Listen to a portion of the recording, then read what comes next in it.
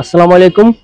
তো মূলত হলো একটা বিষয় কথা না বললে নয়। তো আমি মনে করি যে এই বিষয়ে কথা বলতে হবে, কেননা বর্তমান ভাইরাল বিষয় রাসেল ভাইপার সাপ নিয়ে তো অ্যাকচুয়ালি অনেকে বিভিন্ন রকমের গুজব ছড়াচ্ছে।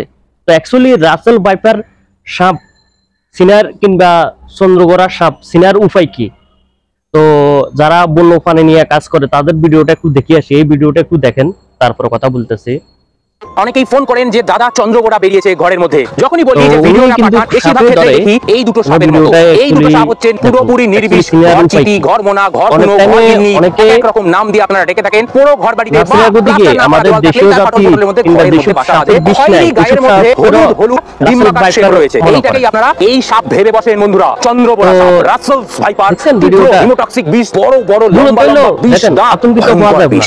এর বিষ এটা সচেতনতাভাবে আমাদের রক্তকণিকা ভেঙে দিয়ে আপনি কিন্তু উপরওয়ালার প্রিয় হয়ে যাবে। চন্দ্রগোড়ার বডি শেপটা দেখুন, চাঁদের মতো শেপ, গোটা বডি জুড়ে সুন্দরভাবে সিরিয়াল মেইনটেইন করে, এবং সাপটা যথেষ্ট মোটা। এই ঘরটির সাপের সাইজ যা 1 থেকে 1.5 ফুট হয়, কিন্তু চন্দ্রগোড়া 4 ফুট 5 ফুট লম্বা হয়। প্রেসার কুকারের মতো সাউন্ড দিয়ে আপনাকে সতর্ক করবে। চন্দ্রগোড়া এবং ঘরচিতির পার্থক্যগুলো আশা করি তারা আঘাত করে কিভাবে দেখুন।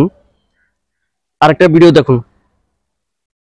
তারা মূলত এভাবে চুপ করে বসে থাকে, কেউ যদি আঘাত করে তখন এটা খাত করে আঘাতটা করে।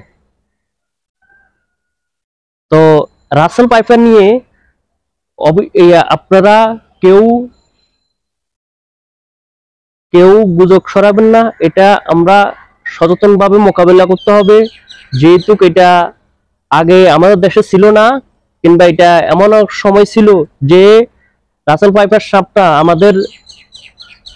আমাদের দেশের থেকে এটা বিলুপ্তি ঘোষণা করছে, এটা আরো 100 বছর আগে, কিংবা কিছু কিছু আরো দীর্ঘ 2 বছর 3 বছর আগে, কিংবা মাঝে মাঝে দেখা যেত অনেকে চিনতে পারতো না, না চিনার করতে গিয়ে অজাগর মনে করি ধরে ফেলতো।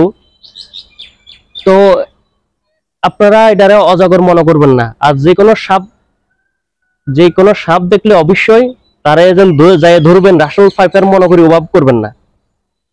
কালকে একটা ঘটনা দেখা গেল আপনার যমুনা টিভিতে, আমি নিউজ দেখলাম যে আপনার মানিকগঞ্জে উনি হাঁটতে যাইতেছে, রাসেল ভাইপার দেখি উনি পা দিয়ে লাথি মারতেছে। সাপকে লাথি দিতে জানিও বিশ্বদর সাপ জানিও। ঘটনাটি ঘটছে শরীয়তপুরের নড়িয়া উপজেলায়। উনি যদি সাপটি রাসেল ভাইপার আমার যতটুকু ধারণা বা যতটুকু কাটাকাটি করছি, উনি যদি সাপটাকে যদি আঘাত না করতো, সাপে ওনাকে আঘাত না করতো না। তো সাপে উনি আঘাত করার দিকে সাপে লোকজন জড়ো করে ওনাকে আঘাত করছে। ওই ভিডিওটা একটু দেখুন। এই সময় পাশে থাকা ইট দিয়ে সাপটিকে মেরে ফেলেন তিনি।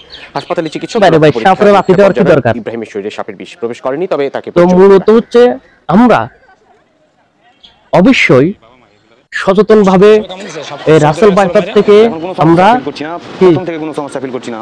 মুক্ত হব। অবশ্যই আমাদের দেশে যে পরিমাণ কিংবা বিষধর সাপ আছে ওই পরিমাণ বেজি নাই, কিংবা বেজি প্রায় আস্তে আস্তে বিলুপ্ত হইতেছে, কেননা বেজি শিকার সাপ হচ্ছে, বেজি শিকার বাড়তেছে। তো ওই বিষয়ে আমাদের নজর রাখতে হবে যে বেজিগুলা মারা যাবে না, এই বেজিরে শিকার করা যাবে না, কেননা বেজি কৌশলগত ভাবে একভাবে সাফল্যকে পারি উঠে। অনেকে মনে করে যে বেজির সাপের চেয়ে বেজির বিষ বেশি, কিন্তু না, এটা একেবারে ভুল ধারণা। কেননা বেজি কৌশলগত কারণ করতে গিয়ে বেজি কি সাপের সাথে জিতে উঠে। অবশ্যই আমরা বেজি শিকার বন্ধ করব। বেজি শিকার করার ক্ষতিগত প্রতিফলন দেখতেছেন, রাসেল ভাইপার বেড়ে উঠতেছে। রাসেল ভাইপার যে আকারে হুড় করে পারতেছে, কিন্তু ওই আকারে আমাদের বেজি নাই, আমাদের দেশে বর্তমানে বেজি নাই। বেজি না থাকার ক্ষতিগত এই জন্য আমরা কি সাধারণ মানুষের আক্রান্ত হচ্ছে বেশি। তো অবশ্যই আতঙ্ক নয়, সচেতনতায় আমাদের হবে জয়।